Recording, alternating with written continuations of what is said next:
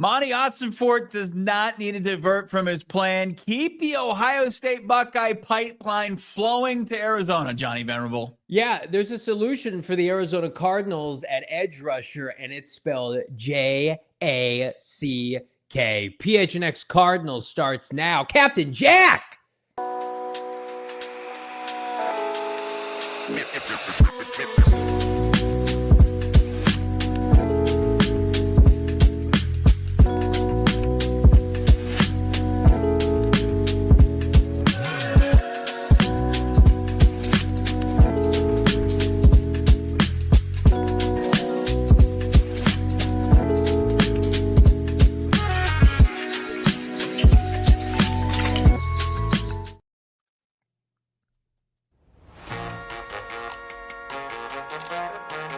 Hey, it's PHNX Cardinals live on a football Tuesday.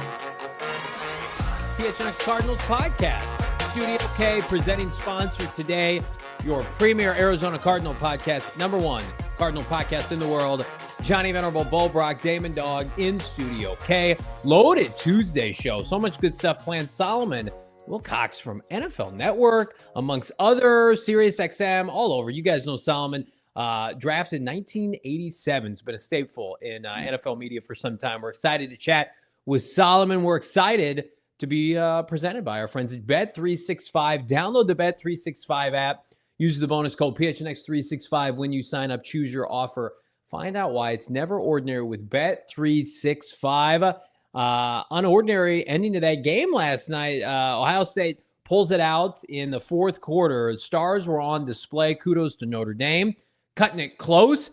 But, Bo, you and I we were salivating at that game for a couple different reasons. And it was the prospects on display for both teams. And Ohio State, can the pipeline remain strong for Monti Ossenfort? Yeah, no doubt about it. It seems like this is just as good as any draft season to tap in to the players coming out of Columbus. And many people see a projected 16, a record-breaking 16 prospects that wear the Buckeyes uniform to be drafted this spring. Let's give a fond hello to Terrence Fox, body guy. How about K2 Hunshot first?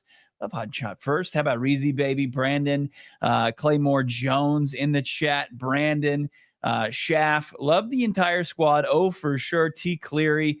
Can't get better squad than what we've got up and in person right now, watching live PHNX Cardinals. Make sure you drop that like, subscribe to PHNX Sports here on YouTube.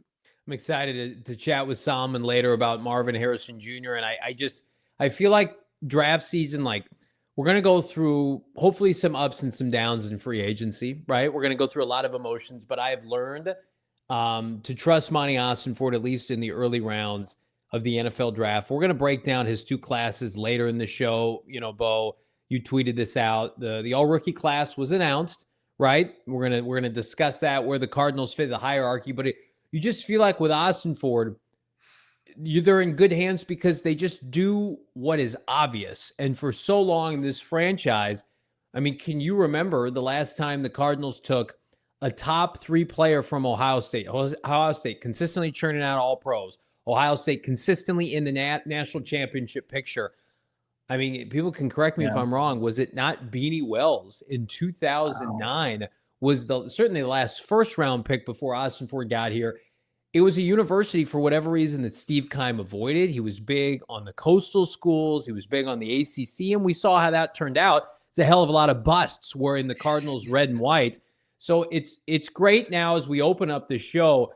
The pipeline to Ohio State is real. Ossenfort has ties to Ohio State. You see the ties when we bring Albert Breer on the show. The tie between Ohio State and the Patriots while he was there was significant. And then, of course, Jonathan Gannon growing up just outside of Cleveland. Like, the Cardinals would almost be best served just taking Ohio State players every year in the first round. And I'm not saying that as hyperbole. Based on what their track record had been, you've already seen it come to fruition with the two players that they drafted. It'd be a great bit, but it would probably be very fruitful at the NFL level, just based on that they are an NFL factory. They are, and they're doing the newest version of college football at the best level as far as turning into minor leagues. It's no longer amateurs. It's no longer just student athletes that we romanticize for so many years. It's a little just kind of precursor to the NFL, and Ohio State realized like the best way to have the best college football program is to create one that's going to get you to the next level. And, you look at offensive rookie of the years, defensive rookie of the years, and it's just littered with former Buckeyes. And for the Cardinals to kind of pivot after 10 years from neglecting it, which is absurd. It is so bad. Yeah, it's welcome. And, we'll joke and go back and forth and debate, who's worthy of maybe 16th overall. But if it is somebody that wore the scarlet and gray, I think that you're probably in a way better position that's going to be a productive pro at the very least, and far away from being a draft bust, which we were far too often used to seeing from Steve Keim and crew. It's like we would condition ourselves. Like, is Deion Buchanan a good football player? We didn't get a second contract. Oh, but he played a lot and he was on some decent defenses. That's a good draft pick. No, it wasn't a good pick. Like, if you're not getting second and third contracts as a first round pick, it's not a success, right? And the Ohio State players like Terry McLaurin, there's a guy where Keim said, I'm going to take Andy Isabella over this kid from Ohio State that is a gamer, played against better competition, that's more athletic, that checked every box, right? I get DK Metcalf didn't have the production. Scary Terry had all the attributes. Yeah. And Steve Keim's like, you know what? I'm going to go Andy Isabella. Thanks, but no thanks, right? Yeah. So their strategy is obvious. I expect them. I think we can both put our cards on the table and say, like, I think they're going to draft an Ohio State player. I don't know if it's going to be in the first round, but as you mentioned it, the plethora of, I think I heard today, 14 players that could be drafted, could break the record set by Michigan, set by Alabama. But I think even more impressive than that, like, there's not the coup de grace Travis Hunter top player, right? There's no Marvin in this group, but this group is meat and potatoes about early to mid-teens all the way to the back end of the top 100. So much, Bo. Yeah. We've compiled this big board from our friends at PFF, and this is just the entry point. Things can go up and down during draft season.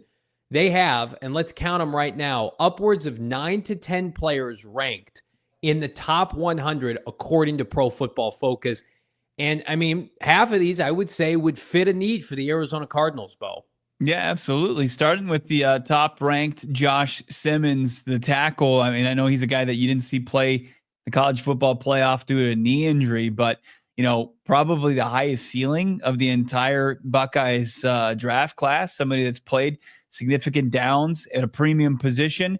But 16th overall, probably a little rich considering, coming off a serious injury, even though it's become more routine as far as getting that knee repaired. But look, if the medicals let him slip and maybe you could get a chance at him in the second round, like Josh Simmons would be a great fit for the Arizona Cardinals. I already saw, I believe it was Mel Kiper that had Josh Simmons in a Cardinals unit. No, it was Mel Kiper's colleague over there at ESPN that had, Josh Simmons wearing an Arizona Cardinals uniform. But like, I think the sweet spot would be day 2, day 3 guys where you can just tap into this, and they're already pro football players. Like, they really are. They've been making money at the collegiate level. They've been playing in big games week in and week out, the Big Ten Conference.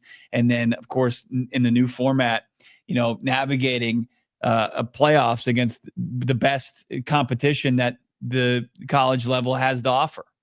Yeah, I look at the skill players are on display with the receivers and the backs, and I don't think the Cardinals are going to be sniffing around somebody like Will Howard. But, Donovan Jackson did not play well at times this year, but has an upside that you can see.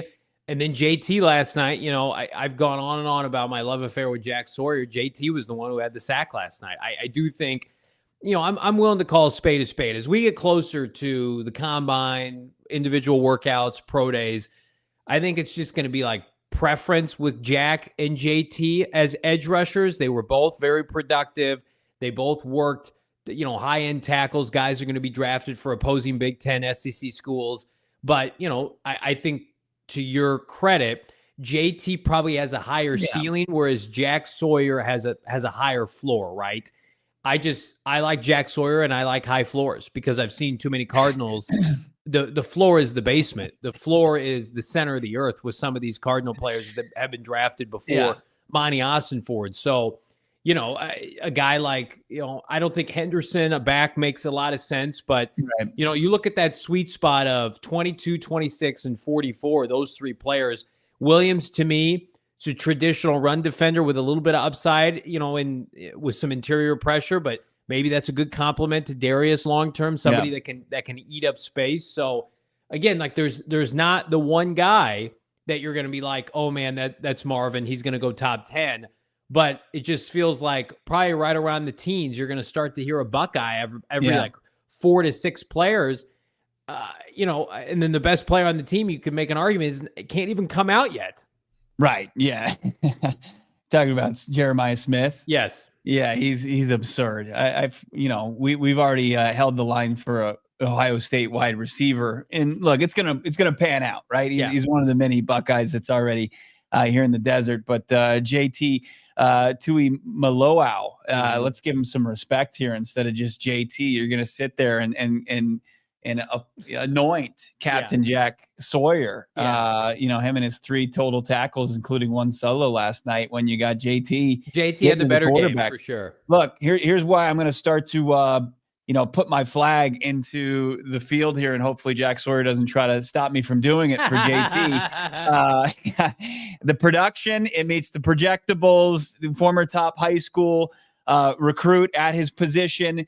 15 sacks this past season. I mean, and he did it on the biggest stage. He's younger, he's bigger, he's more athletic than Sawyer.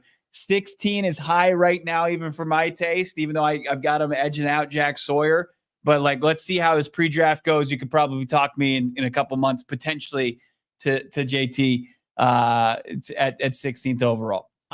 Was he also like a multi-sport athlete? Like I've seen pictures of JT like in a basketball jersey. Now that might be just like a photo shoot he did, but he, like Captain Jack, they're both 6'5". Yeah. So you really you can't go wrong. It's individual preference.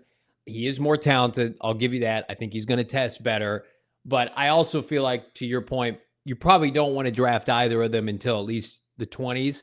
So could they be a logical trade down candidate? We broke it down yesterday. Pick 16 is a little bit of a gold mine for some upper tier talent that has fallen in the draft. So the Cardinals are going to be in a position where I feel like they could have their pick of Ohio State defensive lineman if they wanted to go that route, or if the Simmons kid were to fall and he's cleared medically, maybe he becomes the bookend next to Paris Johnson Jr. So it was clear last night. Overall, that was the best team. And that PFF breakdown we just had, that does not even close to encompass, Bo, the entirety of this draft class. So we just broke down 9 to 10 guys, right? Yeah. So if we go beyond just PFF's top 100, they've got Cody Simon, who plays linebacker, 136. Denzel Burke, cornerback, 139. Seth McLaughlin, center, 157. They've got another corner, 187. The other safety, Hancock, 214. I mean, it's an embarrassment of riches. So I also think if this is the year, and we're going to break this down later, Ossenfort has been better on day 1 and day 2. Obviously, most GMs are. Doesn't it just feel like a year where you're sitting there on day 3 if you're Ossenfort, and it's just I can't go. I'm going to take Ohio State player. I can't go wrong, right? We can get a guy in here. He can play teams. He can come in here and raise the floor of a position unit. Maybe you get lucky and somebody's undervalued. That is the antithesis of what Steve Keim would do. He would never look at, let me project guys out. He only did it early on with a Rashad Johnson. Never did it feel like Steve Keim could look at day 3 and just be like, I'm just going to get good players from high-end university. It was always how can I outthink the room? Who can I draft that you've never heard of? Where we can watch, grainy DVD VHS footage on draft day. That's what Steve Keim was about. Yeah, I mean, if I go to the Power 5 conference and I take, an offensive lineman who's got a high floor and he hits, people aren't going to give me as much credit as they would give me going and finding the diamond in the rough at old Pittsburgh State. Yeah, playing for what was it? Was it the Gorillas? Yeah, that was where Old Smoke, Johnny Brown, played his college days. But it was like John Brown that was it, right? I mean, but everybody wants to It was remember. like the worst thing that happens when he hit. Yeah, it on, was. Like he and David Johnson. It was like, this is like what it is every year. Yeah. Nope.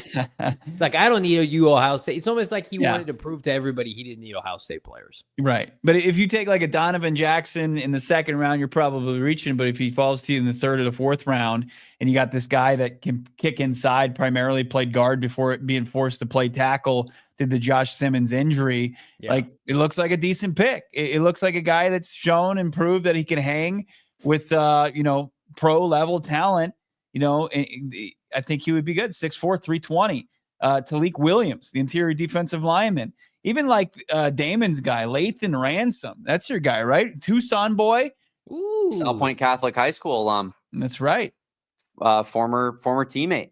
You guys played together? Yeah, he's in Bijan's class. I think he's in his 5th year of college right now. So. What a loaded squad that would have been that year. Damon, Bijan. Yep. How many elites are on that team, Damon? Damn right. How many trophies were you hoisting there? We lost in the semifinals. The team that won it all. Who'd they have? Scottsdale Saguaro. It was actually kind of a weak year for them. Not like the Keely Ringos of the world on that Scottsdale Saguaro team. Man, Bijan Robinson, he can rush for 1,500 yards in the NFL. Sophomore season, can't bring home a state title. What's that about? What is going on with that? I think Sounds Bijan like a lost bust to me. Bijan lost to the team that won the state title every year. I'm pretty sure. Every year? 4 straight years? Saguaro 3 times and Chandler once. My God. The Buffalo Bills of high school ranks around here. This is cutting deep. Damon's had a tough You're only as strong trajectory. as your weakest link, and Damon right. is clearly the weakest. Oh, Jesus. So what is the earliest, Bo, right now here on January 21st, that you would draft Jack Sawyer at edge rusher for the Arizona Cardinals, knowing nothing of free agency? I want you to drink some truth serum and put your biases aside here. Jack Sawyer, the JJ Watts of the Dennis Gardex out there. I would say Cap and Jack. The earliest I would take him is your second round pick, which is what for Arizona, like in the 40s, in the 50s. So they're picking 16th overall, and then what is that? Yeah, have to look at Tankathon. Yeah, 48, 49. That's a little disrespectful. Speaking of disrespect, Canyon Man, Johnny on fire. How did your high school team do, my man? My high school team, when I was a senior, got second in state, and the following year they won the state championship. Canyon Man, second in state. So you're right there with Bijan. Johnny also played like country day school football. No, we were 6A out of 8A, and we played plenty of Division I players. And yeah, got second in state. Go look it up. 2005. That's right. That's right. We were projected to get third in our conference. We got second in state. That's what this show is about. We're touting high school accomplishments today. Is 05 or like 05 records, are they on the internet? Honest question. They go look back that far? like that's like the inception of it. Screen captured PDFs that were taken with a Polaroid camera. I think that the earliest days of the internet.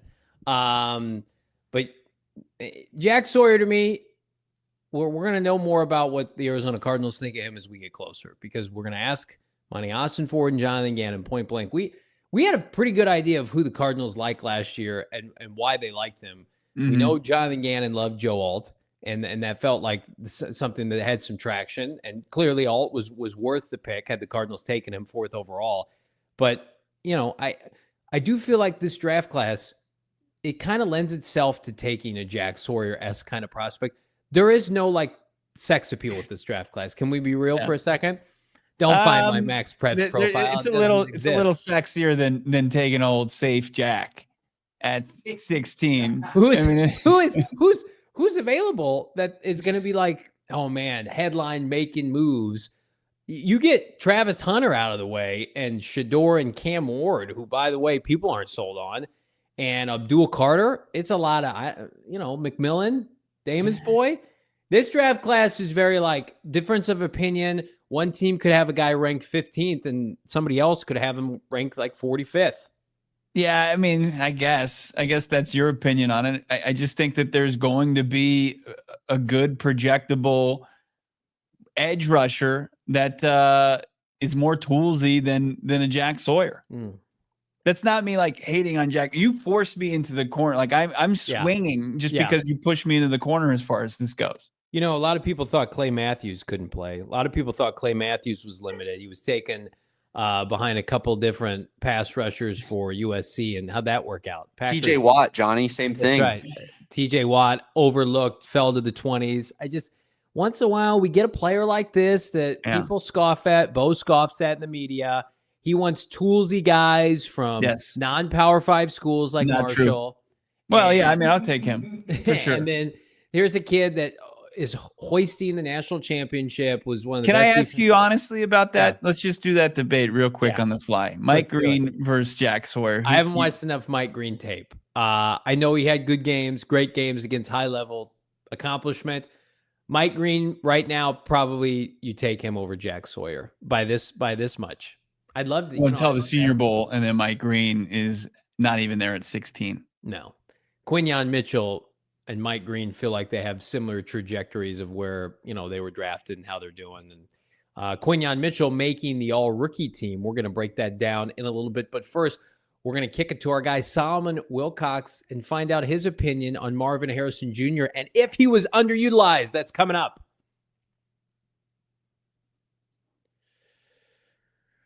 Betting odds are out for the NFC and AFC title game. I mentioned, Jaden Daniels and company with our friends at Bet365, 4.5-point dogs. I don't hate that. Anybody want to take a guess, gentlemen, what the line is between KC and Buffalo? Damon, I'll start with you. KC minus 2.5. What about you, Bo? Yeah, I was going to ballpark it there. I'll go lower then. I'll just go 1.5 Chiefs.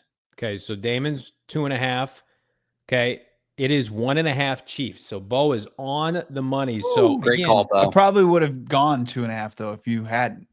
I was going to go 1.5 if I was picking not 2.5.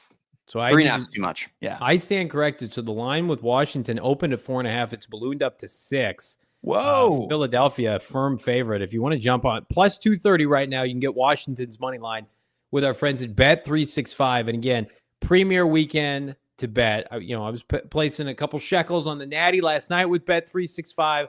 We got NBA action, right? We've got, U of A, ASU basketball, and of course the coup de grace, the chef's kiss, championship weekend in the NFL. We're going to hook you up right now here on PHNX. All you got to do is you got to deposit $10, place a bet of $5 or more. You're going to get $150 in bonus bets right now. So if you're like, I've waited all year, what's the point? Well, the point is you can get some bonus bets for Championship Sunday. Josh Allen's having a rushing touchdown.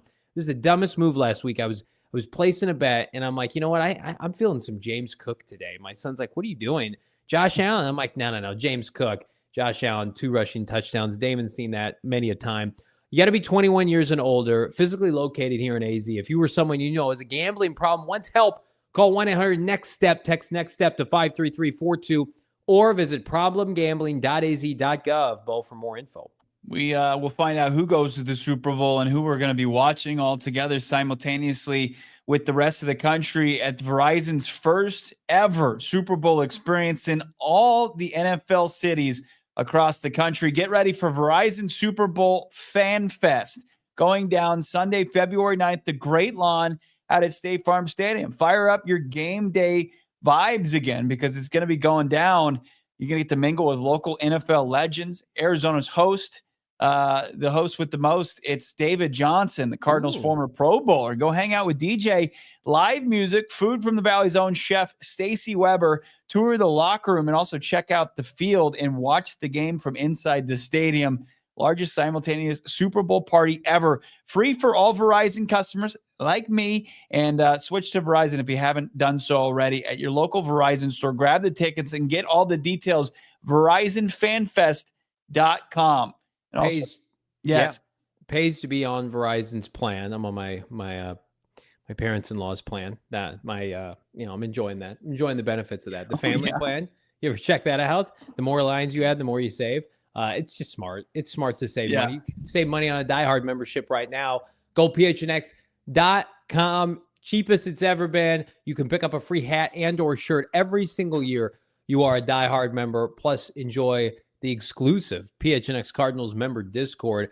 It's popping off this offseason. We've got so much behind the scenes tomfoolery that's going to be happening at Super Bowl in, I don't know, you into this? Louisiana, little NOLA action. Plus, we've got, of course, our Indy trip for the Combine, all that and more. And again, discounts to events, access to all the premium written content. We just welcomed our guy who's going to be writing it up. Remind me, Bo, of his name for the draft season. Yeah, Fran Duffy. Fran Duffy had great content on the site yesterday. You could access it, his mock drafts all throughout draft season. Go PHNX.com. You're not going to want to miss out on that. Big fan of Fran, even though his name escaped me there because I'm a moron. But his work is unparalleled. Of course, Gerald Bourget writing up about the Suns. Patrick doing our daily newsletter. We've got an elite team, and we want you a part of our team. Become a diehard today.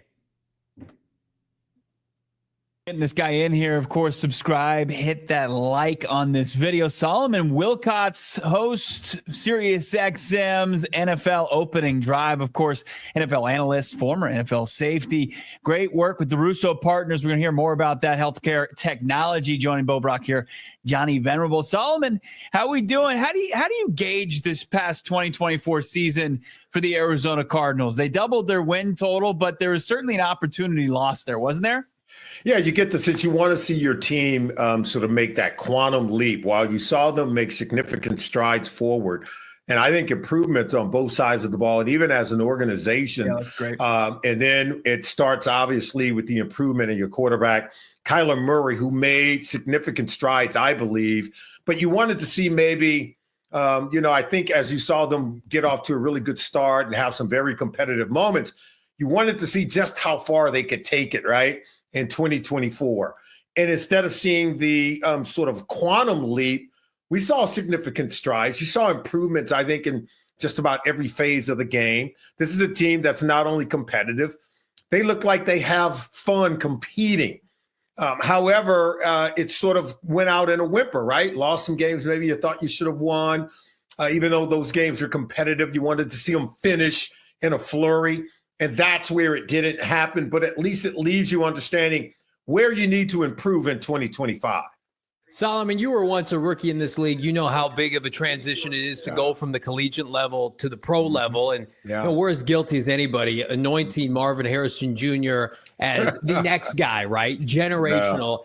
And, had a good year by all accounts, just under 900 yards, 8 receiving touchdowns, but not that Jamar Chase, Justin Jefferson type here that people were forecasting. What did you see from the 4th overall pick from Ohio State? And why do you believe, it might take a year or two for him to find his footing? Yeah, I don't think it'll take a year or two. I was like most people. I thought it would happen initially. And I think what you got to understand at the wide receiver position, it doesn't just happen. Like Malik Neighbors, for instance, out in New York, he was kind of going through some of the same growing pains because you can beat your guy and get open. But if the offense isn't designed for receivers specifically, if the offense isn't intentionally trying to get you the ball, I'm going to tell you right now, you grow bored, you're running routes and you're open. Maybe the ball comes to you, maybe it doesn't because the quarterback is working a progression, right? And to me, it was clear that they didn't enter the season saying that Marvin Harrison Jr. is going to be top of mind every single game, every single week. We got to get him involved in the game plan. You just didn't see that. We even heard Kyler Murray say early, that's not my job. He was basically saying that's not our intention here. I mean, if you really listen to him, I think he was like, look, and I didn't think he wanted to throw the coordinator under the bus or the coach. I think he was trying to speak truthfully without revealing, here is what we're trying to do on offense, right? Which, every quarterback, they don't want to show you their hand like playing a game of cards. But I think it was clear organizationally that they didn't feel like they wanted to prioritize him in that way that you saw teams do with Justin Jefferson when he came to Minnesota, or Jamar Chase when he entered the league the very next year with the Cincinnati Bengals in 2021. I think they wanted to ease him in. I think eventually they did have some moments where they say, okay, let's feature Marvin Harrison Jr. And he showed what he could do. So I think next year it's got to be more top of mind. It's got to be more intentional, because I think he has so much more to offer. And if you really get him going, then what more does that do for the other players? I love Trey McBride. I love, obviously, James Conner's phenomenal. What will that do for the other guys on the offense? Because I think it opened things up that much more. Yeah, Kyler Murray, a full season now removed from the ACL injury that he suffered back in 2022. We'll get into, the advances as far as technology and, knee procedures. But, you mentioned that moment with Kyler. Not my job. It was one of the many moments where I think the quarterback gets nitpicked unfairly by, the national media, right? He's not trying to say anything and throw anybody under the bus. Yeah. He's just kind of delivering, what he knows to be facts there. Yes. When we look at Kyler's season, like my co-host Johnny and I, we felt like if Kyler Murray plays 17 games, this team's going to be a playoff team. And we saw, I think far more pedestrian numbers than we anticipated, 21 passing touchdowns, 5 rushing touchdowns. They're fine numbers, but we expected maybe a little bit more than that. How do you evaluate K1's performance this past season?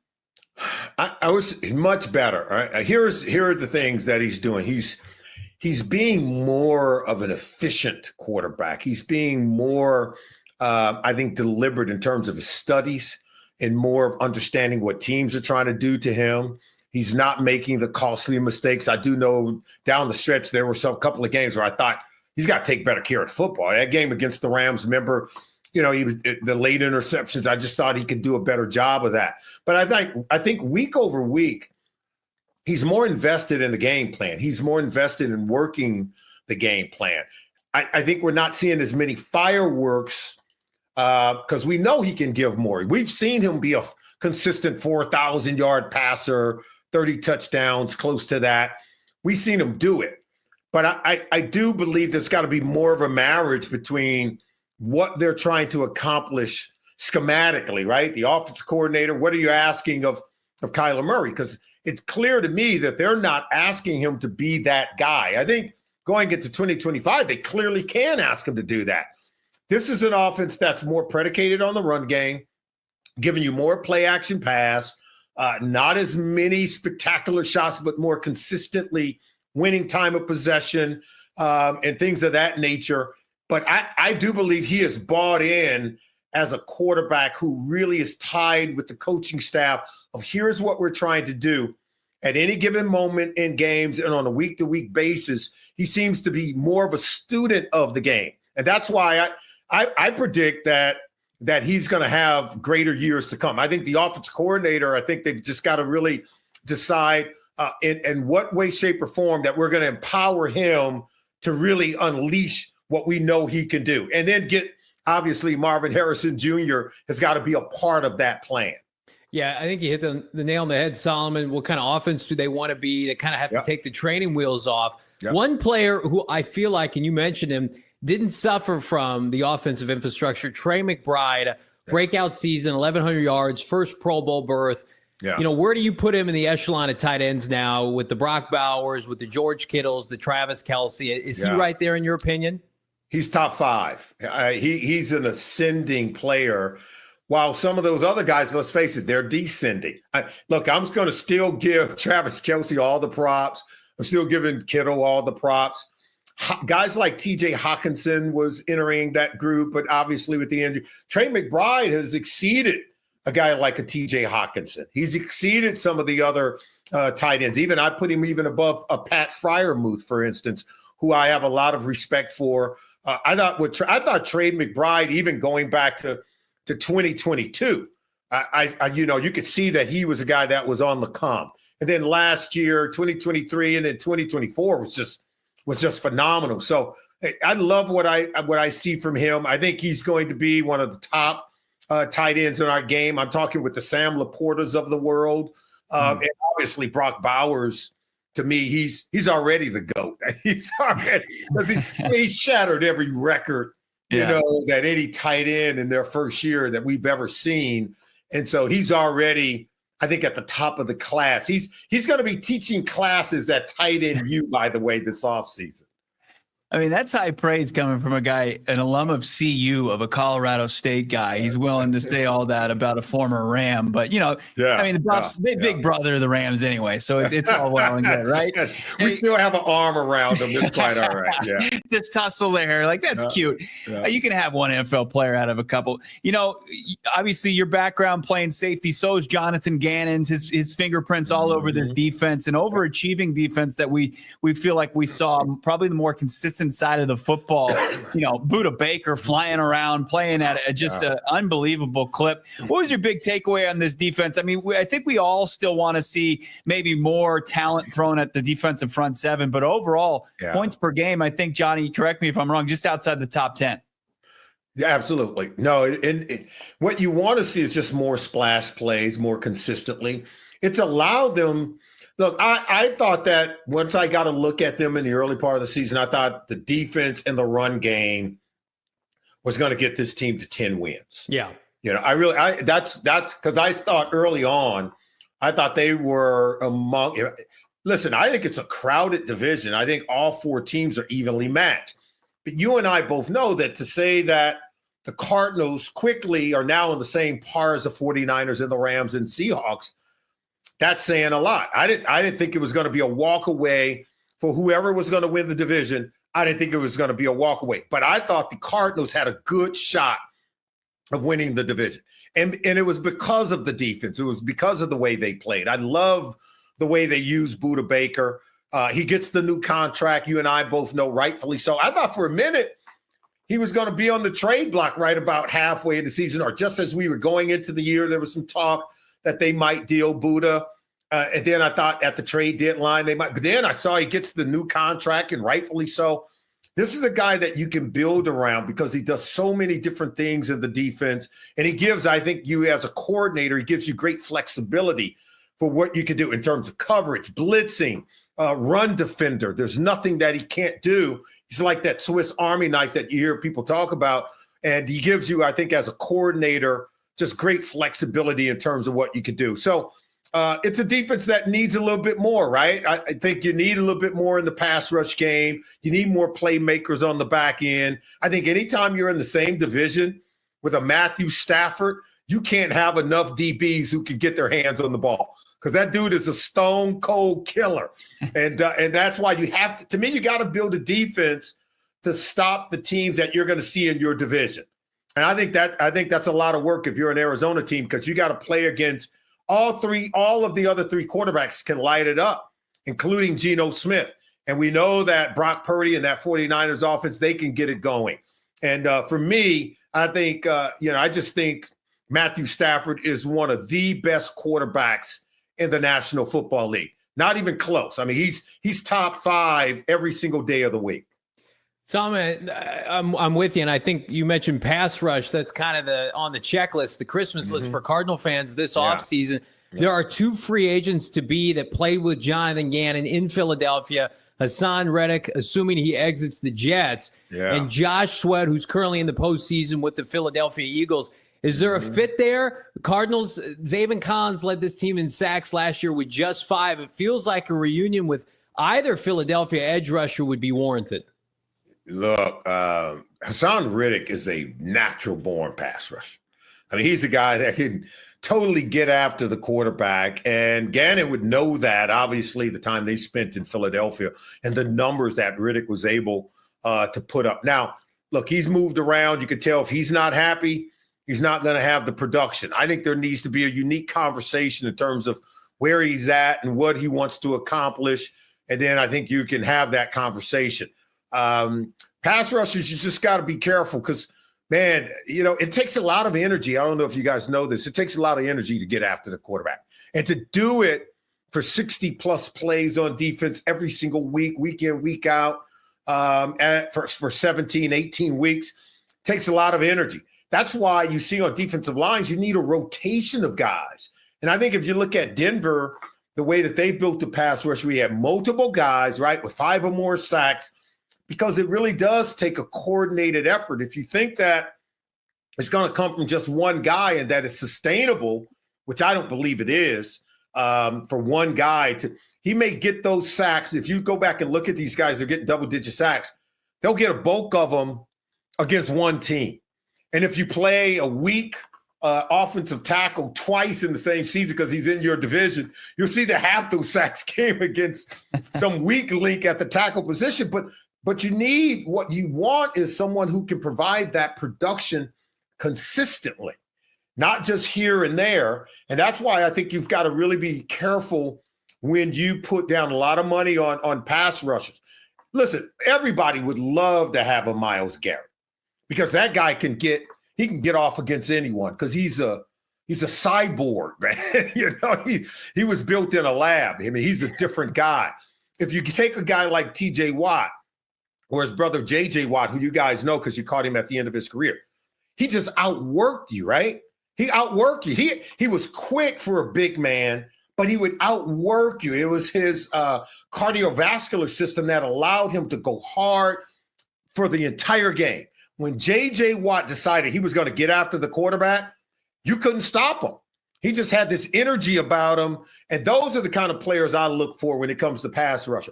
Cincinnati Bengals have one in Trey Hendrickson. Trey's not more talented than some of these other pass rushers. You know what he's got? He's got more want to than the rest of them. That's why he's had 17 and a half sacks, 2 consecutive seasons, and led the league this past year. This guy's got a motor that won't quit. And I think if you're looking at pass rushers, to me, that to me is the most critical, important factor. TJ Watt, JJ Watt, they've got it in spades, but they also have the talent to go along with it. They've got quickness. They've got get off. They know the moves, but their motor is second to nobody's.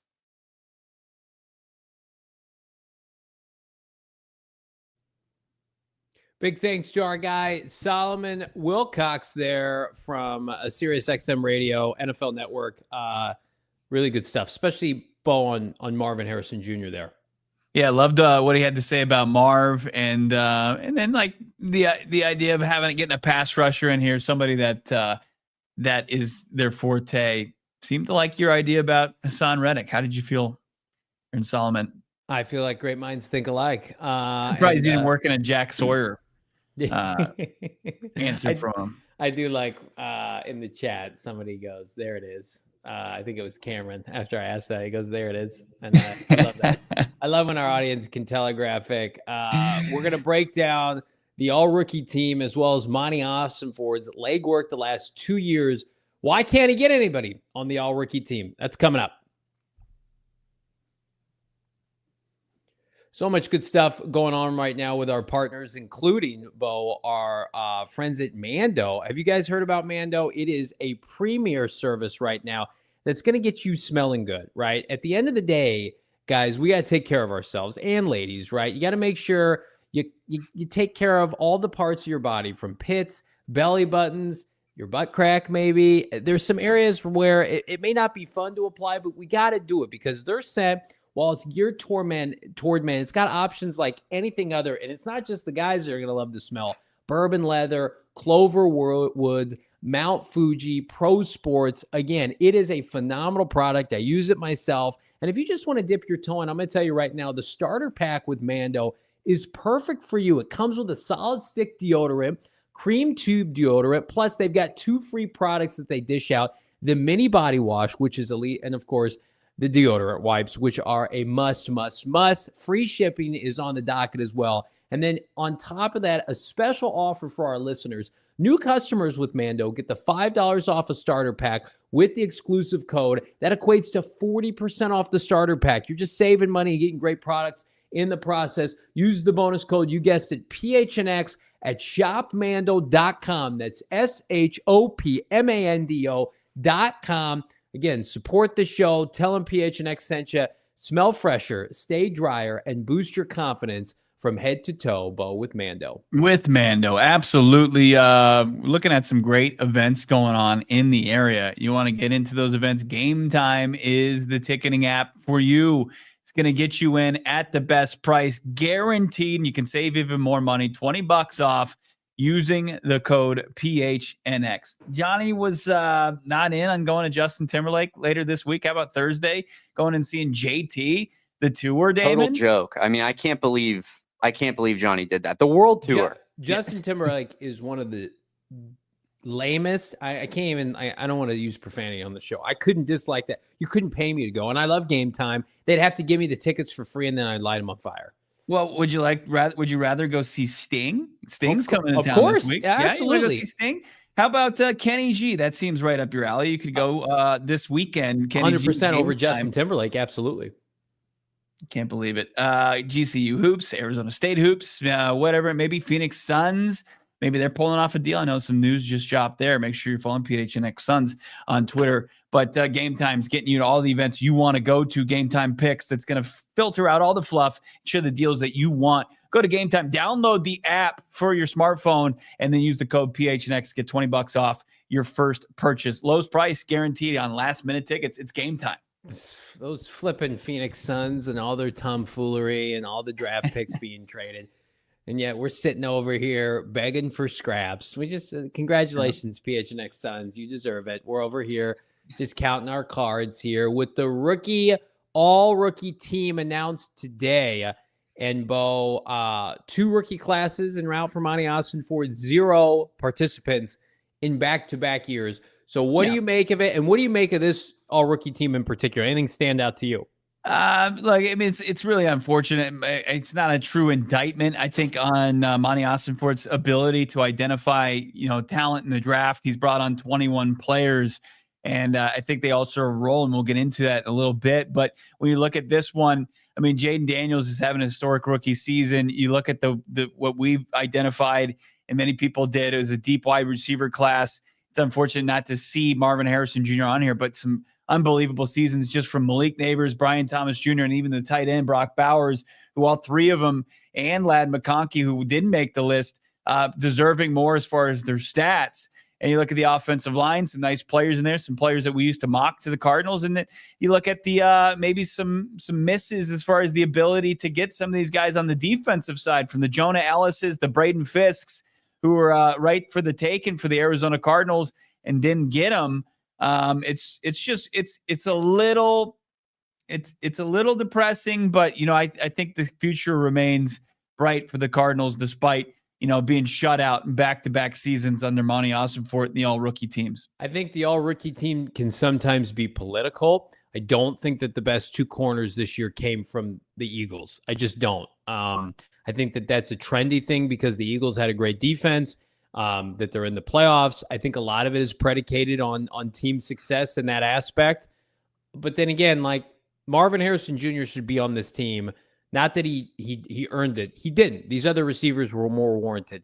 But that just shows you, like, if you're the Arizona Cardinals, this should embarrass you. As Solomon Wilcox said, like, Marvin never seemed like a priority for the Cardinals to get involved. And they were too stringent with their infrastructure offensively. And again, this is not going to dictate MHJ's career, but it should be a wake-up call. I do think that Darius Robinson, if he played all year and what we saw in training camp, I know people are going to call me a Homer fanboy. That's fine. He would have been on this list. He was the best player in the front 7 in training camp. I trust Gannon and Nick Rallis with defensive line talent. This group's going to be just fine. And I think we're with the Cardinals, and we're going to touch on it after the break. They have streamlined a ton of new starters into their infrastructure that have led the way to 8 wins this year. You can make an argument, and we're going to break down the cap later this week, Bo.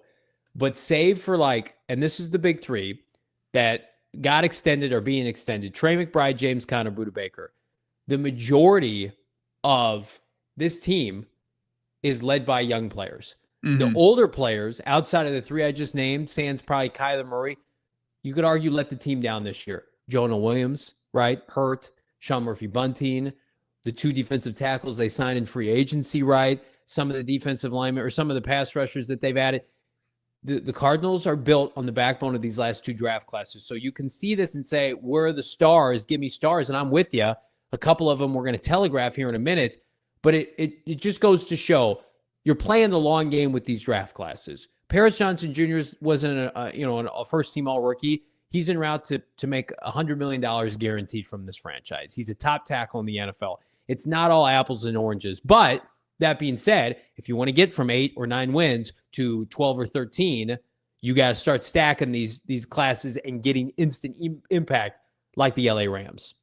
Yeah. And you want to get, Keim, even despite his low batting average, would find decent NFL players, not as consistently as you'll see that Monti Ossenfort has identified him, but still lacking the ability to find the stars, like the star players, the guys that can be the true difference makers, the consistent impact makers that you see, that litter playoff rosters every January. And I think I think obviously Marvin Harrison Jr. will emerge, and we'll get into that here shortly, but it still lacks, despite, I think hitting doubles and triples.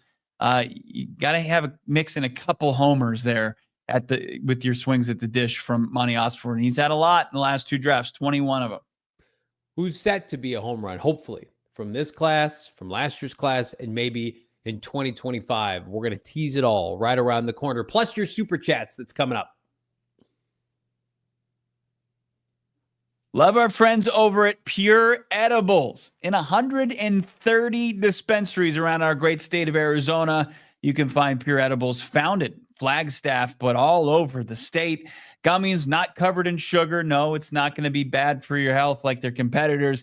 Pure is full-fledged candy company offering gummies. They got the Kicks, which are just like Starburst, the Chews that are soft candies like caramel, and hard candies. Pure effects are clearly listed on each 10, so you know exactly what the effects are, and you're not going to be in for a bad time. You're not going to want that. You don't want that. Pure Edibles is helping you avoid that. Kicks, you got the Chews, you got what you're looking for. Pure it was obviously created. Noble Herb Dispensary up there in Flagstaff, home of Pure Edibles, is now made in Phoenix, Arizona, because they wanted to churn it out to all those 130 dispensaries, be able to do that here, centralize it a little bit. And Pure Gummies are designed to be ripped or bit in half, making it easy and shareable, easy to dial in that exact dose. And it's great, just to hang out with the friends and share an experience. Go find yourself some Pure Edibles products from one of the over 130 dispensaries in Arizona. Check them out while you can. Find them online as well. Find them on your socials. Pure Gummies, Pure Edibles. We love them. We're excited to be partnered with them.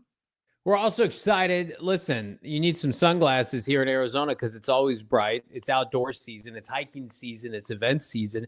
Rep some Shady Rays in your life. Rated 5 stars by over 300,000 people. Their shades have durable frames, crystal clear optics, making them the perfect choice for all outdoor adventures. I've got my pair right here.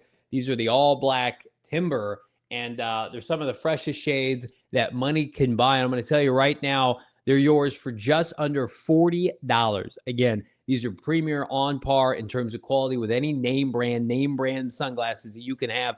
I've got 4+ pairs in my house. I'm never going back. Again, head to shadyrays.com. We're going to hook you up right now. PHNX is the bonus code for 35% off polarized sunglasses. They're durable. They're lightweight. They're a great option for you, especially like me. If you're on the go, you want to exercise, you want to wear them to work, you want to wear them with your kids, whatever you want, Shady Rays. I wear them all the time. You can too. Again, exclusive for our listeners, Bo and Damon. They're giving out the best deal money can buy. ShadyRays.com. PHNX is the bonus code. 35% off. Try for yourself. The shades rated 5 stars by over 300,000 people, Bo. Cool guy, Johnny, when he puts on his Shady Rays. I'm a cool Was guy. I watching an episode of PHNX Sun Devils when you had those shades on? Those guys, they're not much cooler than Eric Ruby. I know that. You and Totri and Ruby in the same room wearing your Shady Rays? How do you do, fellow kids? What's up? You fit in right with those youngsters on that show. It's like when we asked Michael Wilson if we could throw him his bachelor party, and he's like, I need a cease and desist. Get away from me. Pass.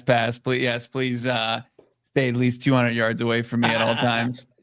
Oh man. Yeah, looking at the all rookie team from the Pro Football Writers of America, Jaden Daniels, the offensive rookie of the year, CJ saying those Shady Rays give JP a 5-head. Got the old Peyton Manning cranium going on when you got those See how Shady big Rays. I can make my forehead on these. Yeah, that's pretty solid right there. My God, You're am right. I on the Manning cast? Am I a guest on the Manning cast with that 5-8 head, whatever it might be? Get your Argyle Large. sweater. You can be Eli.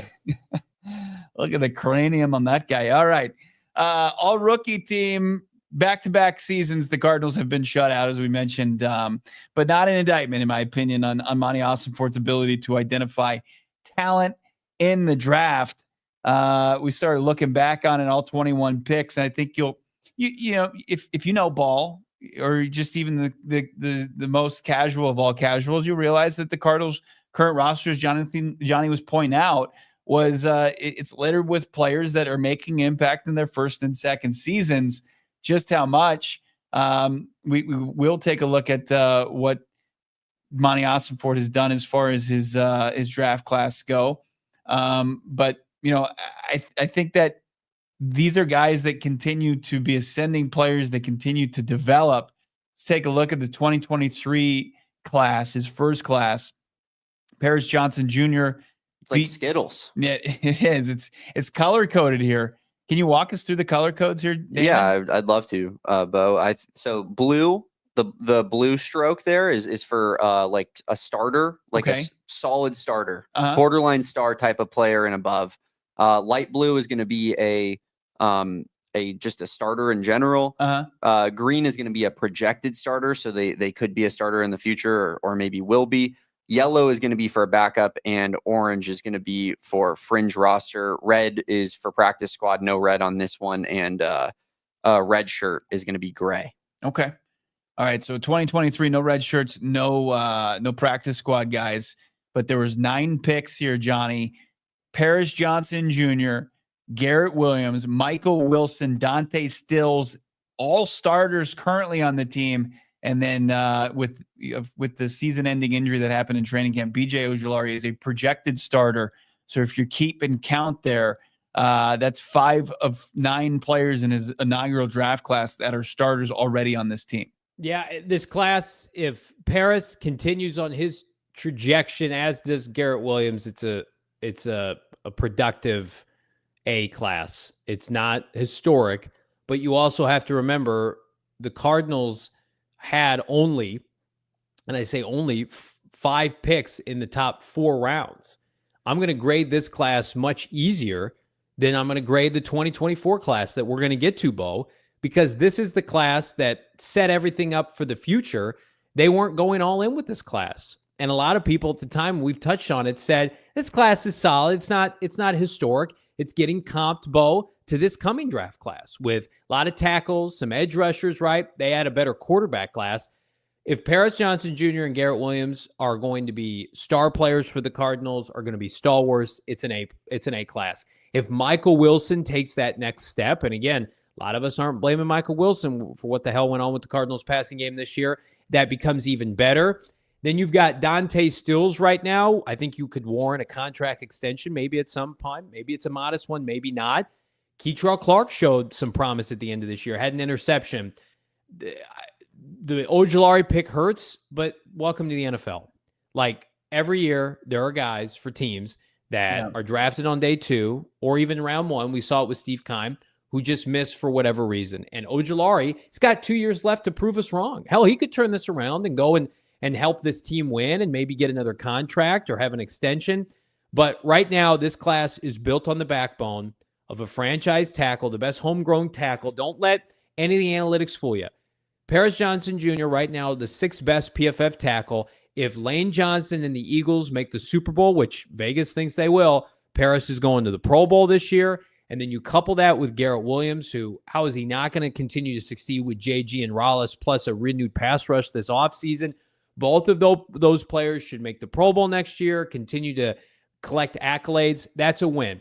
It has been said time and time again, what makes a good great draft class? One Pro Bowler, 1 to 2 starters on top of that, and then just some depth pieces. Well, I see a bunch of starters there. on a team that is poised next year, hopefully to win double-digit games. Yeah, and you didn't light day 3 on fire. Like, you didn't light those picks on fire like we were used to seeing. They're on the roster still. Yeah, you get a starter there from Dante Stills, and Keytrell makes the pick in the finale. I think he's going to be a guy fighting for a roster spot, but still, I mean, it's way better than guys usually get cut in training camp or the following training camp. Let's follow it up here with 2024. It was a deep class, 12 picks. Real quick, if you're watching with our streaming partners, jump on over to gophnx.com. Damon outlined the key here. Blue are starters, and green is projected starters. Yellow is backup, and then red is just kind of like it's going to be practice squad guys. And then you got Elijah Jones there, who is a red shirt.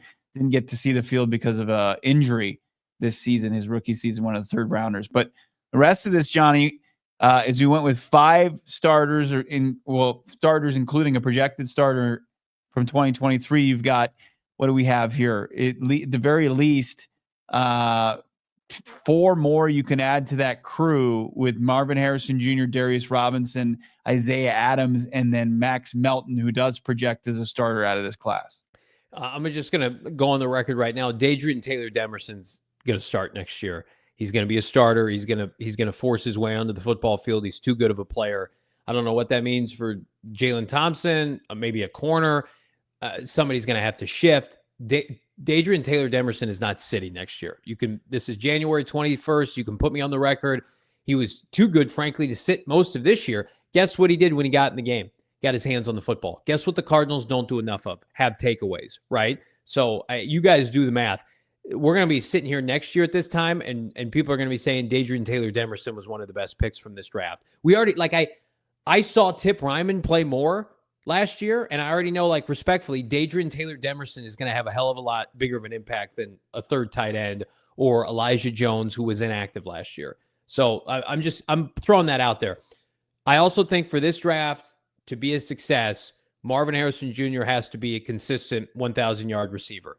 If that doesn't happen, the rest of this is second tier. We can nitpick it. We can break it down. Marvin has to perform. Marvin has to become what we assumed he was going to become. If he doesn't, this draft class by default becomes disappointing. I think it's going to happen. I think it was close this year, despite the offensive inconsistencies.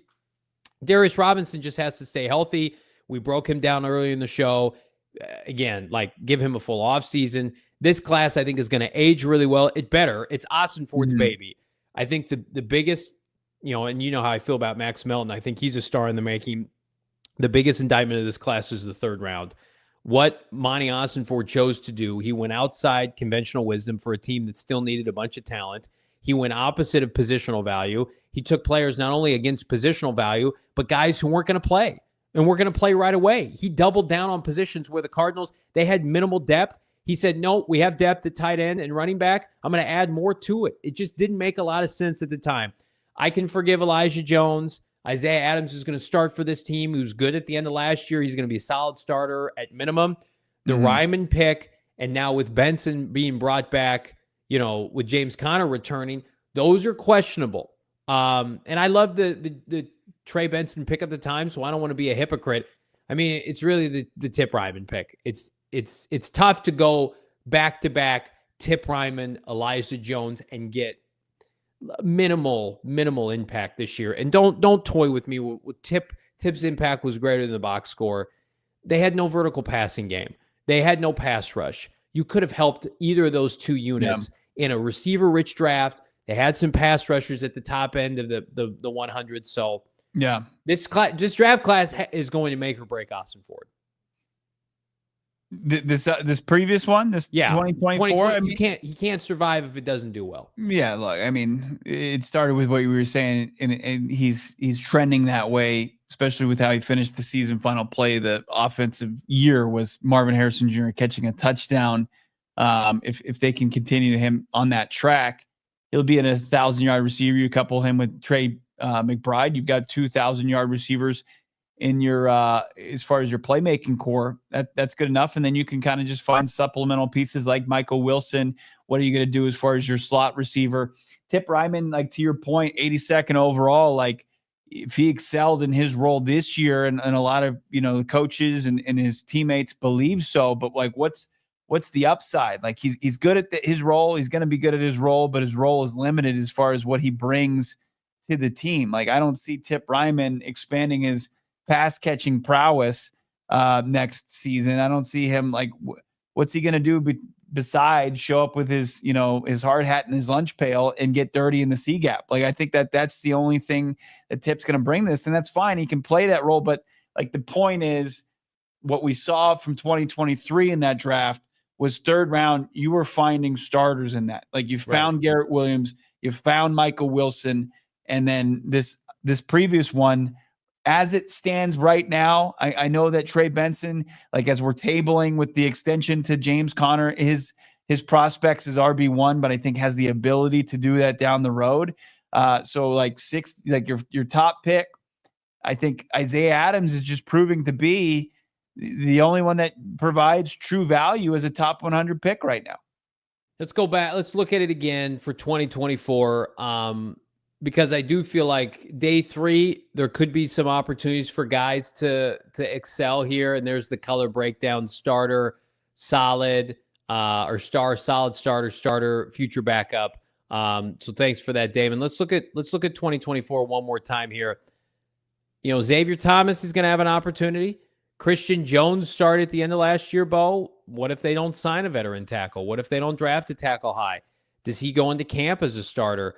I think a lot of it is just going to be predicated on who they sign, who they don't draft, who they do draft, and who they slot in. Because, a lot of us were like, Yelder Froholt, you're really going to roll with him? And that turned out pretty well for them. So I'm willing to give them the benefit of the doubt, and I'm all for the development of some of these younger players. But here's what I know. We're going to open up next year. Marvin, Darius, Max, Elijah Jones are going to start for this team. So you have 4 immediate starters next year. Okay. Then you've got guys that we feel Isaiah like Adams, right? Right. Excuse me. Isaiah Adams. Yeah. Marvin, Darius, Max, Isaiah Adams are going to start. Dadrian Taylor-Demerson is going to start or be the first man off the bench. Tip Ryman's going to play a lot. Trey Benson's going to back up. You would assume James Conner again and get more touches, look better in camp. So like this class is trending up. It's not what people want to make it out to be. Oh no. How many selections did they have? They had double digits and they didn't get a guy on the all-rookie team. But we all can break down each individual pick, and you can understand why that didn't happen, right? Marvin was part of an underwhelming passing game. Darius got hurt. Max Melton, he didn't start all year. They rolled with some veterans. They had some guys with more experience. Trey backed up James. Isaiah Adams was forced to start because of injury, but then he excelled. Ryman's third string. I mean, Dadrian Taylor-Demerson probably starts for 25 out of the 32 NFL teams last year. I firmly believe that. Like, I think there's a lot of respect for Buddha and Jalen Thompson. You're not going to pull those guys off the field. They're too smart. They're too savvy. Dadrian Taylor-Demerson is going to be an impact player for this team. You just see it. You see it when you watch him play, and that bodes well for them because they need to hit on a day 3 pick. Yeah. Analytics are off the chart with Rabbit Taylor-Demerson, right? I mean, he just he's got it on and off the field. I think he's going to be somebody that's continued to ascend. For them to hit in the 4th round pick and then find 2 backup caliber players in the 5th round, and Christian Jones and Xavier Thomas XT. I mean, that's all well and good. That like I was saying earlier, that was not; those were just burned picks before. Like they served no purpose, no role on this team. It really was just it wasn't even a lottery ticket. You just never could cash it. You pay for it, you never cash it. It gives you a different opportunity now. So with 12 picks, if you hit on half of them, you're in a good spot. And as it trends right now, as you mentioned, Marv, Darius, Max Melton, Trey Benson, and then Isaiah once you get Adams. into Rabbit Taylor-Demerson, Isaiah Adams. That's half right there. You're already on your way. And anything on top of that, it's icing on the cake. And then what you get from this year's draft class, if you're looking at it, like about 4 or 5 from the previous draft and about 6 from this draft contributors, that's 11. And then you've got hopefully 3 to 4 in this upcoming draft. And you've really kind of started to lay the foundation as a draft and develop team. Ossenfort needs a Pro Bowler. That's why I think it's important for Paris to get to the Pro Bowl this year, even though it's as an alternate, goes down as in the history books as a Pro Bowl player. And I think that would mean a lot for his first pick to make it a Pro Bowl. But never forget, Joe Douglas once upon a time drafted the offensive and defensive, I think, Rookie of the Year, and then was subsequently fired, right? So a lot of these early accolades, they don't mean a lot. It's about longevity for these players. Like, you don't think the Cardinals would love to be reaping the benefits of Zach Allen and Byron Murphy right now? But they couldn't because they botched their development. Same thing with Haason Reddick, who was a big fat nothing burger in Arizona as a rookie. So this kind of stuff, it takes time. We want instant gratification. We see what the Rams did this year. They have an elite coaching staff. They have an elite general manager. The Cardinals are playing catch up to those teams. Fair or not, right? But I think with Ossenfort, we can just cut and dry, break it down to this. If Marvin and Darius and Paris and Garrett all perform, there's 4 players out of 20, 21. If those guys become what we hope they are, what we hope they can be, then everything else usually takes care of itself. Because I just think too highly of this coaching staff to drop the ball on a Michael Wilson, a Max Melton, and Isaiah Adams, right? Those are some of the best coach position units on the team. There's a reason. Max Melton and Taylor Demerson look great, in part because their head coach was a defensive back, knows what the hell he's doing. Isaiah Adams looked good at the end of the year because their offensive line has it together. I think that could be one of the sneaky good picks coming into this year. Go look at the Carolina game, look at the Rams game, how they ran the football, and then in the finale, Isaiah Adams, it's like night and day what he looked like in August during the preseason as a true rookie. So I can understand, even though we're talking about trading for Crosby, etc., why Ossenfort's like, let me just keep doubling down on these classes. Let me get another 6-7 guys in here, and we're going to raise the floor. Because the bottom fell out on Steve Keim because he couldn't string together classes like this, Bo. No, not consistently. Keim couldn't do it. And that's why, you're behind the 8 ball when you see these teams that are able to have regime changes and find instant successes by flooding positions with free agents and being able to take big swings in the draft because they didn't have to tear it all the way down to the studs. And very few of the Keim holdovers, and we talked about it quite a bit last week. We pointed out the mass exodus of Keim players, and few remain, and even fewer will remain once you get into making signings this offseason. It was like 16 remain at this point, where it's probably going to be down to about 12. You've massively reshaped your roster. I mean, there absolutely is way more than just one way to go about a rebuild. But the direction that Monti Ossenfort took was stripping it down, drafting and developing. And if you want to sit there and cry about, Washington's way ahead of schedule, they had talent on the defensive line side, as far as the defensive line goes. They had talent in the wide receiver core. They had talent here and there, and they needed to kind of fill it in. And they did that with, about $100 million worth of cap space this offseason, and then brought on a rookie quarterback, and that quarterback hit. I mean, that makes things a lot easier in this day and age with the position. So Ossenfort's got his direction. I'm confident with it. He's just got to continue to find success in the draft. And I think that this team will continue to rise, and you'll start to see it continue to trend in the right direction. We sat here 2 years ago. It's not hyperbole to say Cardinals had the worst roster, the worst collection of talent in the NFL. And then they stripped it down even further. They got rid of Hopkins. They got rid of Isaiah Simmons, Josh Jones. Kyler was hurt. Trey McBride was an unknown. The roster was atrocious. It was the worst in the NFL. It was expansion level roster. Yeah. So again, that we're grading on a curve here. And a lot of these players have come in and played a lot of meaningful football. And yeah, do they need to take the next step? Absolutely. But we can't complain for 10 years with Keim to be a draft and develop team, and then you get it with Ossenfort. And it's like, you know what? Let's get back to the flash. I'm not saying don't sign free agents, but there's a reason why. We want to make sure every year Cardinals put on a good product where the bottom is 7 wins and the high end is, the Ravens are a draft and develop team. That's the Cardinals should aspire to do that every single year. Drop a like on this video, subscribe to PHNX Sports here on YouTube. Your likes most appreciated. We've got almost 700 people watching live on a football Tuesday. And Bo, tell the folks what we got on deck tomorrow. Speaking of the off season. Yeah, we're going to start kind of our dream off season. Is that what we're getting into tomorrow? And then later this week, we're going to catch up with our All-City draft analyst, Fran Duffy, who's going to be at the Shrine Bowl. But first, our dream offseason, what we want to see from the Cardinals as far as prepping the roster for the offseason, maybe some potential cuts, retaining some players, and then we'll get into free agency, our dream additions there, and then the NFL draft. We'll do it start to finish tomorrow. It's going to be exciting. We'll get into that. But before we call it quits here on today's show, we got some super chats, my man. Yeah, let's do it. Forgot about these super chats. Plus, I want you to talk to us what's going on with MHJ's jersey. I saw you retweet something. I want to touch on that quickly. Before we do, let's get to Joshua Paul, $4.99. Can we stop talking about Jack? Pierce and Scourton are the better prospect, worthy of our pick to win now, plus some free agent signings, Hendrickson and a defensive tackle. Listen, I would take all those things. Yeah. We all have our draft darlings. We all have our draft favorites. MHJ was the favorite of this show, but at the end of the day, it's like they probably would have been fine with Neighbors or Brian Thomas Jr. too. So you can have different flavors, of your coffee and still be in good shape. Yeah, no, I look, that's a pretty good approach. I agree though with Josh as far as the love affair with Jack Sawyer.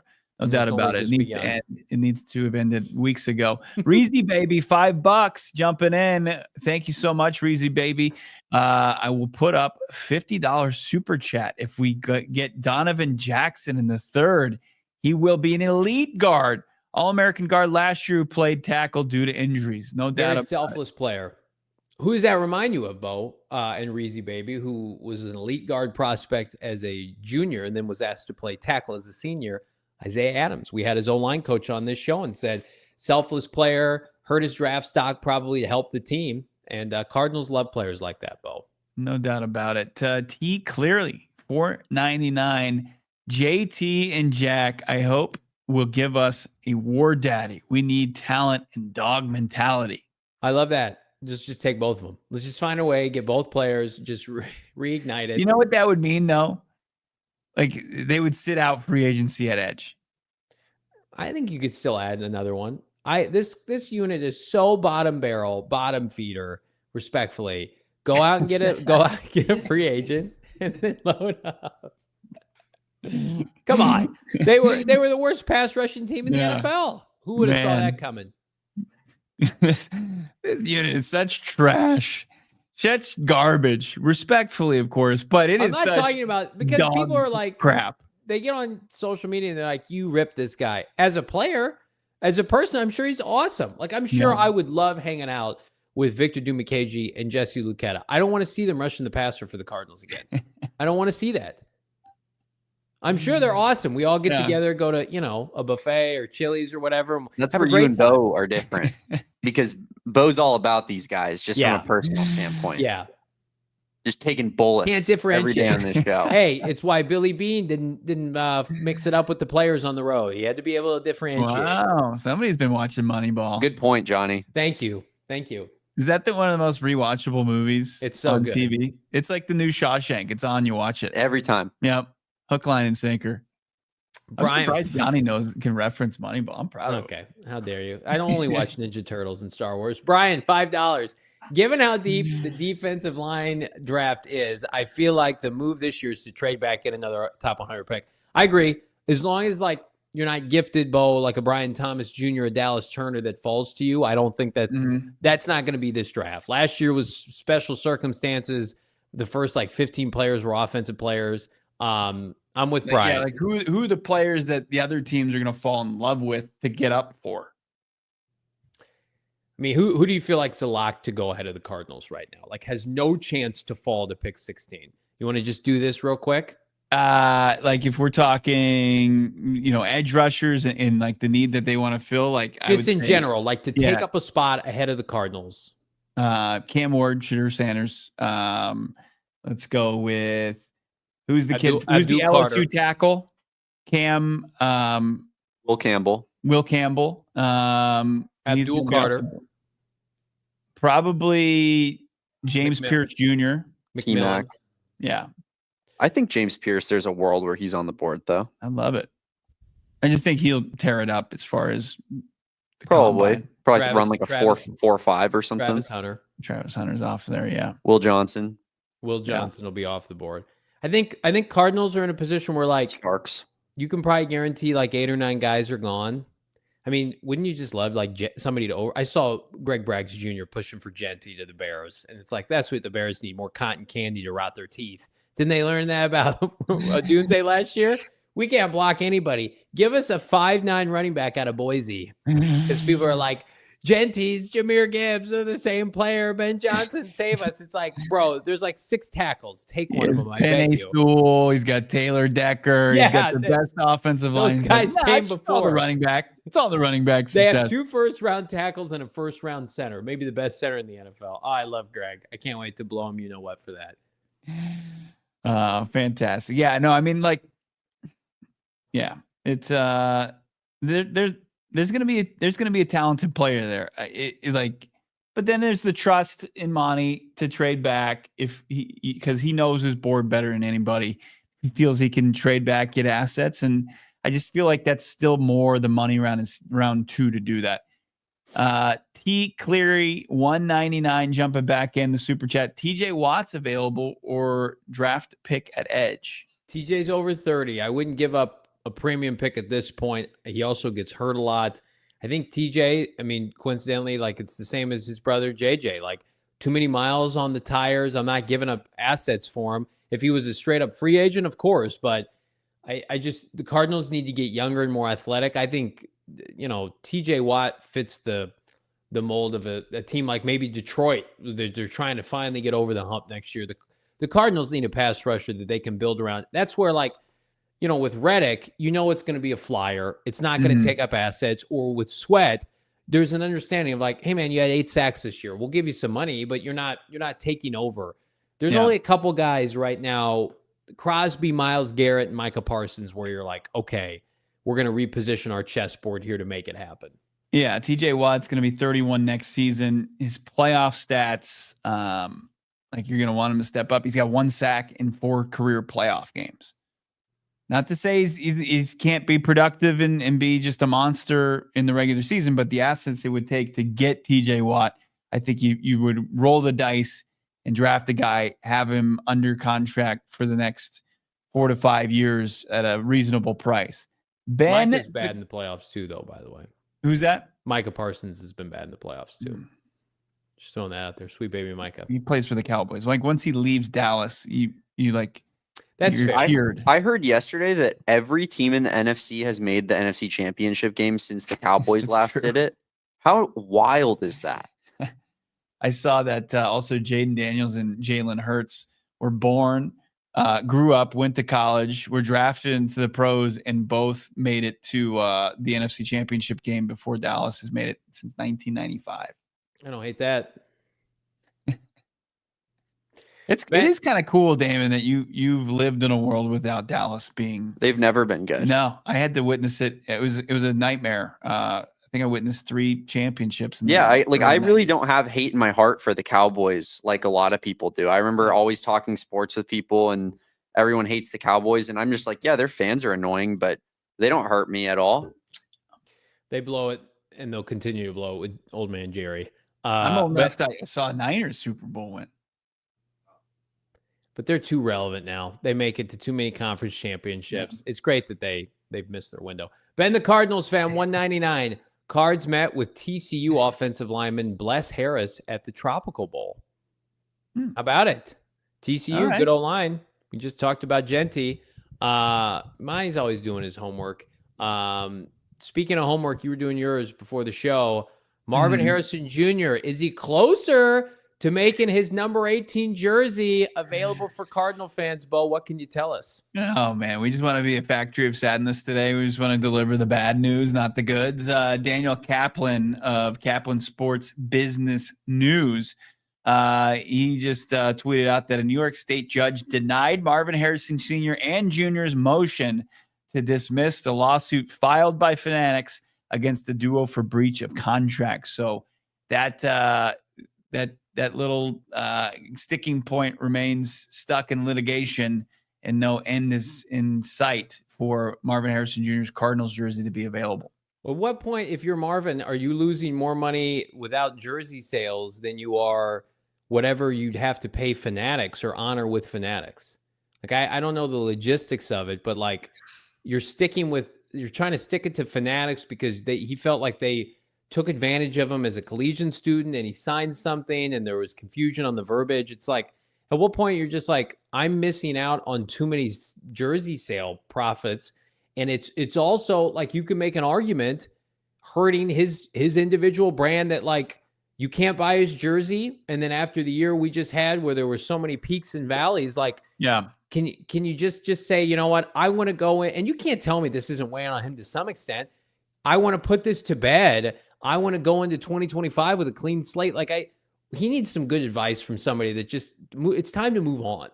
Well, and I think now at this point, he's going to have to recontract with some of the fan base. Like before, there were people that would have just taken that blind leap of faith and said, I'm like Damon, hold hands with him and take that leap and hold the line and said, I'm all in on 18. Give me my 18 jerseys as soon as possible. Yeah. Now they've seen him play. They're like, well, they're going to hesitate, right? Like there's still going to be people that, and rightfully so, should run to the store and buy their Marvin Harrison Jr. jerseys. But I think that there's a sect of the fan base that was going to buy it and probably will hold on to their hard-earned money and see if he emerges as the star that we believe he can be. Yeah, it's tough. It's not, at the end of the day, what I'm sure he wanted. And he and Darius, man, they can't, I'm sure they can't wait to put their rookie seasons behind them. And that's not to say Marvin embarrassed anybody and he didn't help them win games. We were in Miami. He took over that game. He took over the Rams game.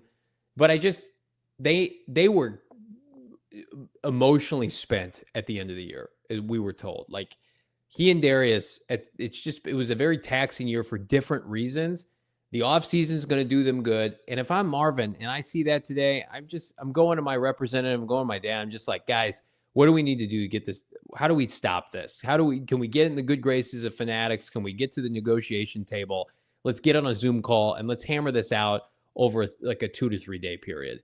And I mean, pay what we need to pay, endorsements. Like, here's another thing too, is like Malik Neighbors, Brian Thomas Jr. are getting endorsements this offseason. Is Marv getting an endorsement? I saw he's repping some cleats, which is great, but like, yeah, if I'm Marv, I want a clean slate. I don't want to deal with this BS anymore. I think if you're Michael Bidwell, I keep saying it to you guys, but like, how does Bidwell not step in and fix this? It goes further than the amount of money that it's going to take out of his pockets. This is a city and a state that there's not an ingrained fan base. You have to build that fan base still. And Marvin Harrison Jr. is the best way of doing so.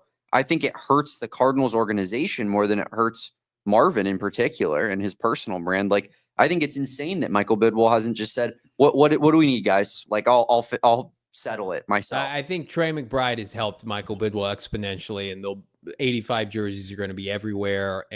But you're right, Damon.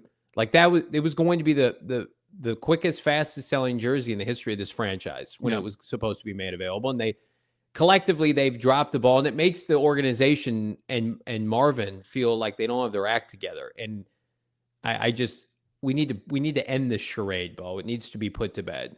Yeah, I mean, I think they were giving him the grace to do it his own way, and they haven't found a path to getting jerseys on fans for them to wear them and support the team and Marvin Harrison Jr. And I think now you've got his full rookie season in the rearview mirror, and now you're looking forward, as you said, looking for kind of a clean slate. Let's get all this distraction out of the way. Like, you got an opportunity here this offseason to put this behind you, pre-draft process, and just go into it, fresh, to kind of hit the ground running here in his sophomore season.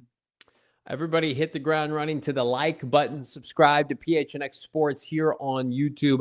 754 people live. Let's get at least 350 likes on this show. What would it take for you to buy an MHJ jersey? Are you ready to buy one? You ready to submit your order? Or are you going to take a second and say, you know what? I'm holding out for my Jack Sawyer jersey come next April. What's going to be available sooner, an MHJ jersey or a Jack Sawyer jersey or a Haason Reddick jersey 2.0?